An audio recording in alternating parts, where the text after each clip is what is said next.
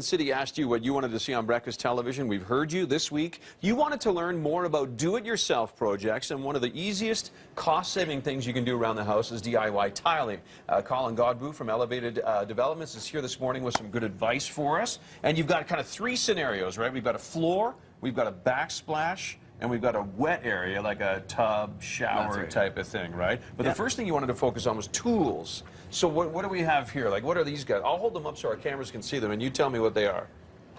So what we have here, the first tool you're holding up there, is what you'll call a tile nipper. Okay. So that's something you'll use for making small, intricate cuts, round cuts, so say around your shower valves or around your toilet. Okay. Yeah. Faucets and things like that, right? And this guy here, what's this guy? So that's a grout float. Okay. So once you mix up your grout, you're going to use that to spread it, compress it into all the joints, and then you'll follow up with a sponge to clean all those areas afterwards. Okay. And the final one here with kind of the teeth in it, what's this for? That one's the most important one. So that's called a notched trowel. Okay. So that's what you're going to use to actually spread the mud, so it will make grooves in the back of it and let you compress your tile down into that glue. Okay, what if you didn't have the grooves? What would happen? If you didn't have the grooves, you'll end up with a flat surface, and you won't get good adhesion to the tile. So I strongly recommend getting a notch trowel. Okay, and this is kind of what the notch trowel does, right? It makes these kind of patterns? That's right. Okay. And then you do the same on the back of the tile as well. Sure. To make sure you get a glue-to-glue contact. All right, so the scenario is we're doing a floor. So I mean, this is obviously the wood decking that the the home builders put in. So what do we do on top of that? Well, on top of the home builder decking, you should install your own decking. Okay. So this is a 3/8 spruce plywood.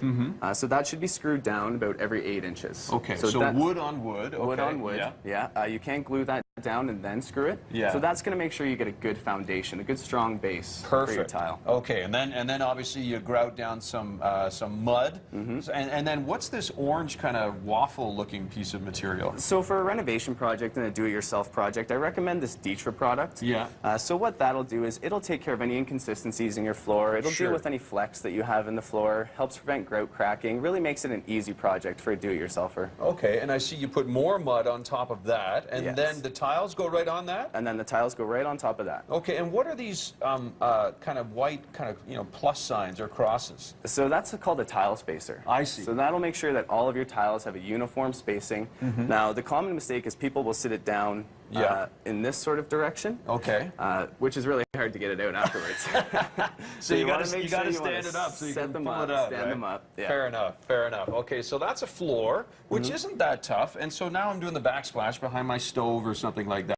What's different here? Well, what's different here is you're going to be going over a drywall surface. True. Typically. Okay, yeah. So if you remove the old tile and you have drywall damage, you're going to want to replace that, screw it, very similar to what you did with your floor. Okay. Make sure that you fill any holes that you have, sand those, and make sure those are primed. Okay. So if they're not primed, you won't get good adhesion over top really? of So you actually put a primer on top of whatever work you've done behind. Okay. That's right. All right. And so what? And I noticed, what's the silver bar here for? That silver bar is a transition strip. It's commonly called a schluter. Okay. If you're going to the hardware store to look for something like that. Schluter. Okay. Yeah. So what that'll do is it'll cover up the rough edges of your tile. Give you a nice clean area that you can caulk to and then paint to afterwards. And then you can also, that's where you're going to spill your stuff and wipe it up later. Yeah, that's right. Yeah. So then same thing. So we grout and we put tiles on top with our spacers. And now this side over here is for wet areas. And what's this orange membrane? So this is called a Curdy membrane. So it's made by Schluter as well. Yeah. They have a great website, so you can find all these great innovative products that they have. Cool. What this will do is it'll protect your base layer, your drywall,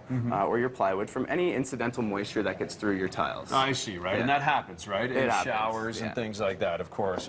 All right. Excellent. If people want to find out more about you, Colin, how do they do that? They can find me through my website. Yeah. So it's elevated-group.com. Elevated-group.com? Yeah.